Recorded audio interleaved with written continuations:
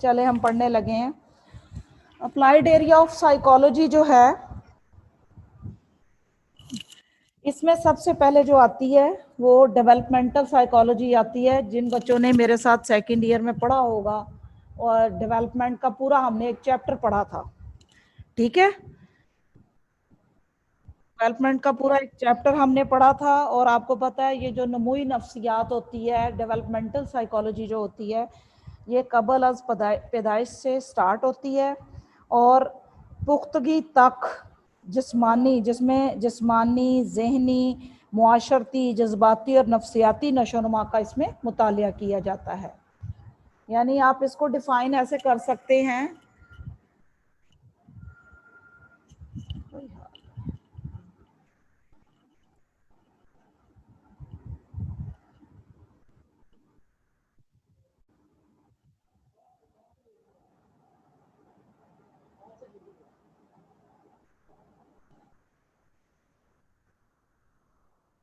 हाँ जी,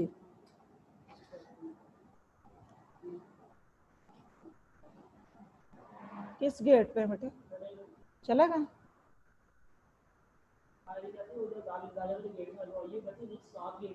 हाँ हाँ, अच्छा जी। नमूई नफ्सियात जो है, नमूई नफ्सियात कबल अज पैदाइश से पुख्तगी तक जिस्मानी, ज़हनी, मुआशरती, जज्बाती और नफ्सियाती नशोनुमा का मुतालिया है। समझ आइए, डेवलपमेंट में बहुत सारे तकरीबन पूरी डेवलपमेंट शामिल है, जिसमें फिजिकल, मेंटल, सोशल, इमोशनल और साइकोलॉजिकल डेवलपमेंट शामिल है। इसका मतलब है कि इन सब डेवलपमेंट का नाम जो है वो डेवलपमेंट के उसमें आ जाता है। हर फर्द जो होता है ना, वो ज़िंदगी में मुख्तलिफ ज़िंदगी में मुख्तलिफ इर्तकाई यानी स्टेप से गुजर रहा होता है, और इन स्टेप्स में आपको पता है कि जिस्मानी तब्दीलियां भी होती हैं, ज़हनी भी होती हैं, मुआशरती भी होती हैं, और साथ साथ नफ्सियाती तब्दीलियां भी वाक़या हो रही होती हैं। इन्हीं तब्दीलियों को जब आप स्टडी करते हैं तो उसको हम कहते हैं कि हम डेवलपमेंटल साइकोलॉजी को स्टडी कर रहे हैं। माहिरीन की एक बहुत इर्तकाई होती है कि शुरू से लेके आखिर तक, बिगनिंग से, और मैंने आपको बताया कि ये चेंजेस बिफोर बर्थ स्टार्ट हो जाती हैं। जब बच्चा अभी माँ के पेट में होता है तब से ये चेंजेस स्टार्ट हो गई होती हैं। अच्छा जी, फिर इस पर बहुत सारे रिसर्च हुई हैं। माहिरीन के नज़दीक, माहिरीन की जो अक्सरियत है वो इस बात पर मुत्तफिक है कि विरासत और माहौल यानी जेनेटिक्स और प्लस इन्वायरमेंट जो है, ये सारे जो है ना, ये असर अंदाज होती हैं आपकी डेवलपमेंट पर। जब मैं डेवलपमेंट का लफ्ज़ कहूँ तो आपको समझ आ जानी चाहिए कि मैं जिस्मानी, ज़हनी, मुआशरती, जज्बाती और नफ्सियाती पहलुओं की बात कर रही हूँ, ठीक है। माहिरीन नफ्सियात के मुताबिक इंसानी नशोनुमा मुख्तलिफ स्टेजेस से होकर गुजरती है, और इसके अलावा आप देखें कि बच्चे की शख्सियत जो होती है वो नशोनुमा पर मुनहसर होती है। और बहुत सारी तहकीकात ये बताती हैं कि बच्चे के घर का माहौल, मुआशरती इक़दार और रवायात, घर से बाहर के तजर्बात, वालिदैन का रवैया, वालिदैन के भी कई किस्म के रवैये होते हैं ना, ये सब अवामिल मिलकर बच्चे की शख्सियत पर असर अंदाज होते हैं। नशोनुमा की नफ्सियात का चूंकि दायरा कार बहुत वसी है। वसी कैसे है कि क्योंकि ये तमाम जिंदगी की जो स्टेजेस है ना, उनको कवर कर रही होती है।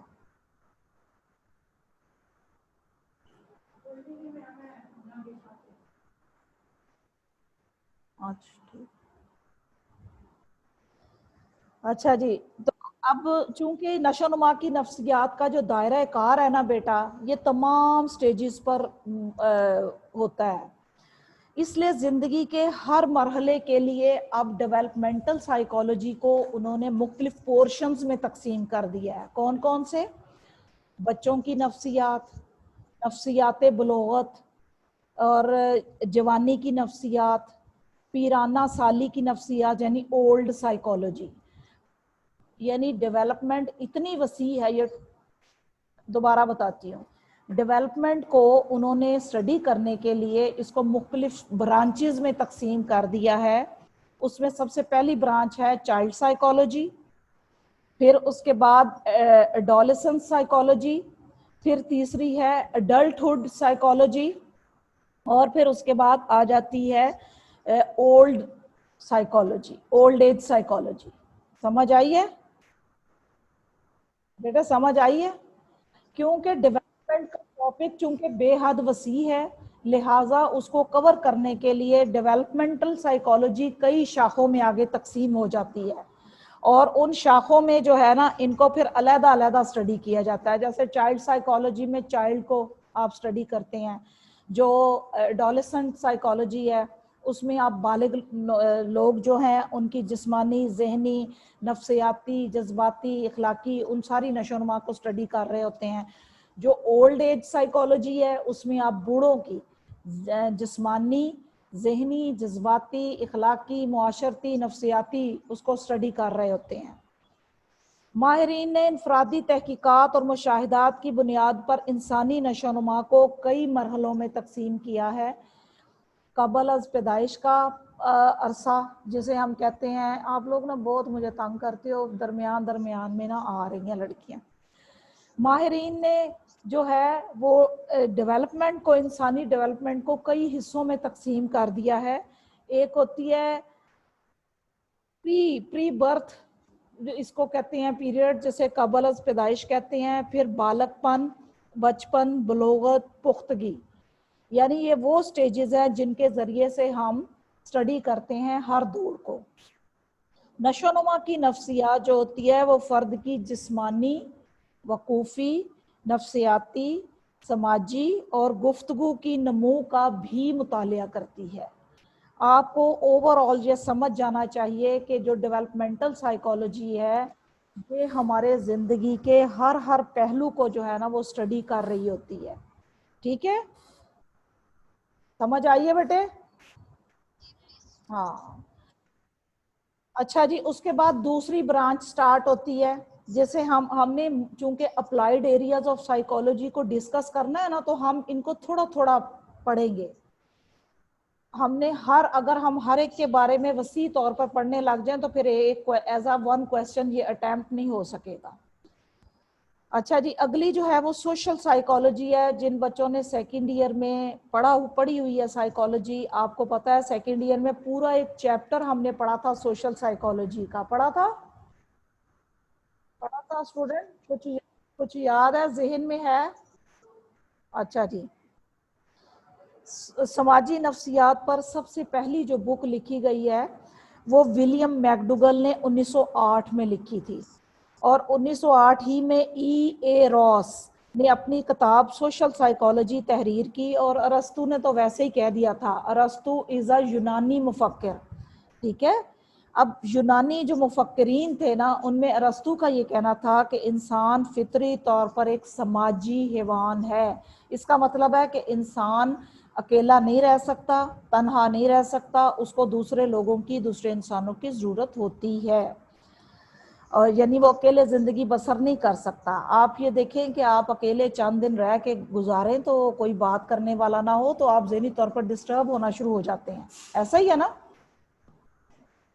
और बहुत सारे बूढ़े बुजुर्ग जो हैं वो इसी वजह से कई बीमारियों का शिकार हो जाते हैं, क्योंकि घर ही में उनको इग्नोर कर दिया जाता है, उनको तन्हाइयों में डाल दिया जाता है। ऐसा ही है ना? कभी आप जाके अपने दादा दादी, नाना नानी के पास बैठे तो वो हमेशा बातें करना शुरू हो जाते हैं। आपने कभी फील किया है बेटा ये? वो इसलिए बातें शेयर आपके साथ कर रहे होते हैं क्योंकि वो ओल्ड एज में तन्हाई फील करते हैं।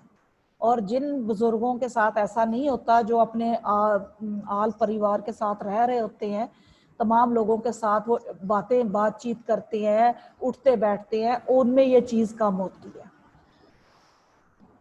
अच्छा जी, और ये हर इंसान जो है ना वो ये चाहता है कि उसको दूसरों के साथ वो मिलकर जिंदगी गुजारे। अब जिंदगी गुजारने के लिए भी आपको पता है कि आपको अपने किरदार में कई तब्दीलियां जो है ना वो लानी पड़ती हैं।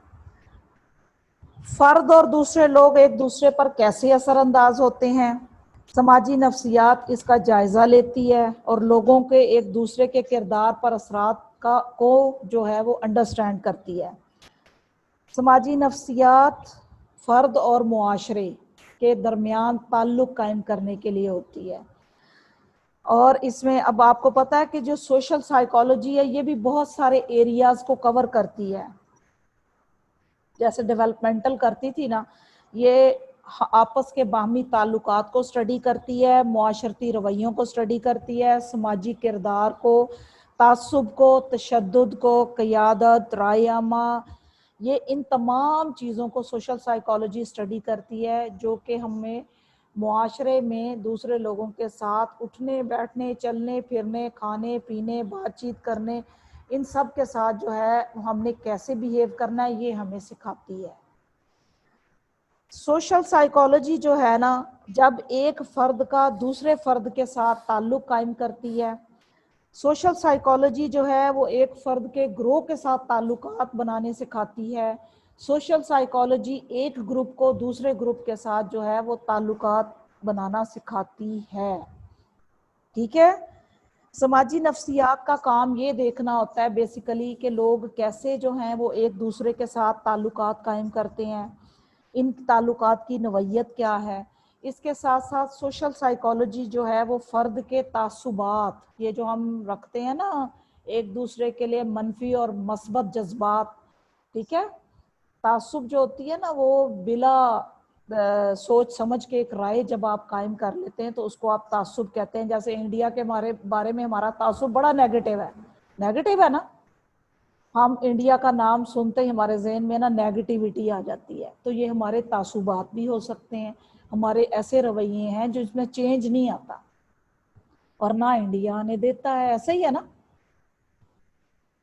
अच्छा जी, अच्छा, ये जो समाजी नफ्सियात होती है ये तासुबात, एतकादात, राय आमा, ज़राए अबलाग, रवैये और लीडरशिप, क़यादत, इन सब को अंडरस्टैंड करने में मददगार साबित होती है।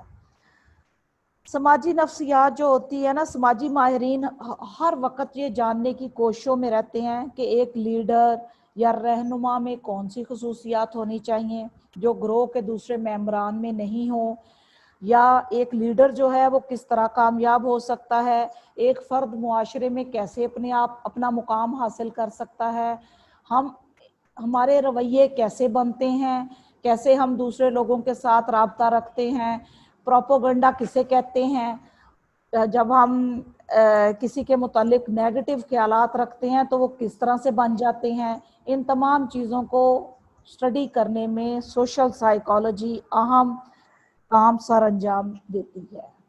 कोई क्वेश्चन है तो पूछ ले बेटा। फोर्थ ईयर जी,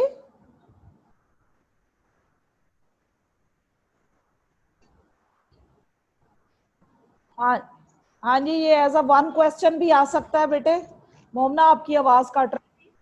ये ना एज अ वन क्वेश्चन भी बेटे आ सकता है, और ये कुछ ब्रांचेस के नाम भी आपको दिए जा सकते हैं। जैसे सपोज वो आपको क्वेश्चन देते हैं कि write down about social psychology and developmental psychology, 8 number का तो क्वेश्चन है सारा, ठीक है ना। अगर ये सब्जेक्टिव टाइप होगा तो फिर तो ये अगर ये भी क्वेश्चन आ सकता है कि आप जो है वो अप्लाइड एरिया ऑफ साइकोलॉजी लिख दें।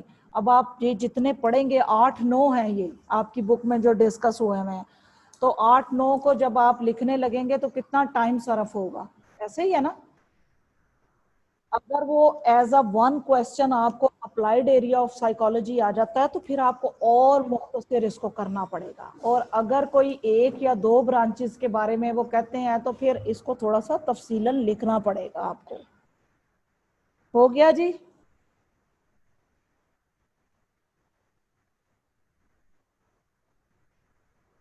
हाँ, ये बेटे आ जाता है, एज अ लॉन्ग भी आता है ये क्वेश्चन जो है ना, ایز اے 1 بن کے بھی آتا ہے، لیکن ڈپینڈ کرتا ہے بیٹا اب اس دفعہ کیا کرتے ہیں کیا نہیں کرتے یہ مجھے پتا نہیں ہے، لیکن 8 نمبر کا سوال میں اگر اپلائیڈ ایریا آف سائیکالوجی آ جاتا ہے تو آپ ہر ایک کا جو ہے نا مختصر تعارف جو ہے وہ دیتے چلے جائیں گے آپ. ظاہر ہے کہ آپ اتنا جو ہے وہ اس کو نہیں کر سکتے، ٹھیک ہے، آپ نے اس کو مختصراً کرنا ہوتا ہے.